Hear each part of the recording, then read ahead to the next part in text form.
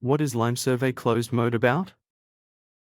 When you activate a survey, you are asked whether you want to stay in open access mode here or switch to this closed mode here. In this video, I want to explain what closed mode is all about and how to set it up. Hi, my name is Paul Borsdorf. I am an authorized LimeSurvey partner and I am happy to support you in your work with LimeSurvey. Closed mode is about the fact that not all people who receive the link can participate in the survey, but only certain people who receive an individual access code, also called a token, in addition to the link. This means that I have a fixed list of survey participants and only these people are allowed to participate in the survey. Okay, how does it work? First I switch from the structure up here to the survey settings and then I scroll down a little bit here and then I come to the point survey participants. And then you come to exactly the mask we just saw. LimeSurvey now asks me if I want to stay in open access mode, so that all people who have the link can participate in the survey, or if I want to switch to closed mode. I'll click on that now. Then it is first said that a participant table has been created. I'm going to click continue. And this is what the whole thing looks like at first. I have a participant table here, but no one is in it yet. Now, if I want to add survey respondents, I'm going to click add at the top of here, and then I have three options here. The first option is to add participants directly by adding name etc. Enter. The second option is to enter dummy participants here, which means that I don't enter any data for the people, but simply generate these access keys. And the third option is to upload the entire list of participants via a CSV file. Let's take a look at the three possibilities. I click here on add participant and then I can now simply enter first name and last name and an email address for a person.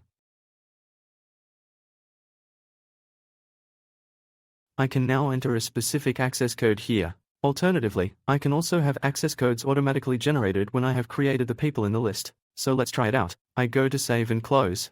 Now you can see down here in the list of participants, I am now in here with my surname, first name, and email address. Otherwise, however, there is nothing in it, especially no access code. How can I create now? Then I go up here to the item generate access codes. Is asked again if you want to generate an access code for everyone. Yes, then it is said that an access code has been generated because I now only have one person in the list here. And then you can see here that this individual access code has been generated for me here. So I can now send this access code to this person who wants to take part in the survey. The person can enter this and can then take part in the survey. Alternatively, you can also send email invitations directly from LimeSurvey and they will already contain the link including the access code. So the access code can also be attached to the back of the URL, i.e. to the link of the survey, so that I don't have to send this access code separately again, but that it is contained directly in this individual link. How do you do that? To do this, you can go to invite and remind and then send email invitations, customize the texts, and so on. I have created a separate video for this, which I'll link below. Okay, let's take a look at the second way to add these dummy participants. You can now simply say how many participants should be added, for example the 100. Then I go to save and close, then I just have 100 people here in addition to the one person I have already created myself. There are no names and so on in it, but just here are these access keys. That's what it was all about now. For example, if I want to invite 100 people to whom I want to send these access codes, I can use them directly here. And then the third option, if you go to add here, upload this CSV file.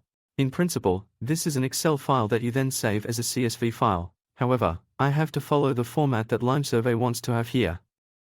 And that is explained below. First of all, it says here, the file should be a standard CSV file, separated with values in the double quote, standard for most spreadsheet software, so that actually works quite well from Excel. And then it says here, the first line must contain the field names, the fields can be in any order. What are the field names now? They are described below, namely first name, last name, email. These are the mandatory fields, so they have to be in the first row of the Excel spreadsheet. And then you can add optional fields, such as email status, token, language and so on. And you can also create additional attributes here, for example, if you want to save a certain salutation or further information about the people. So, if I now have the participant list complete, then I can activate the survey and then I can share the people to the survey. Okay, I'll show you what that looks like. I now click here on Activate Survey and then I am asked again here whether the answers should be anonymized. This is actually relevant in these closed polls. The question is whether it will be possible to see later in the answers which of the survey participants answered how. So if you set the whole thing to anonymous, then the list of participants and the list of answers are then stored separately from each other, so that you can't see who answered how. If you turn off the whole thing, you can see that, then these tokens, the access keys, are stored in the answer table and you can see exactly which person gave which answer.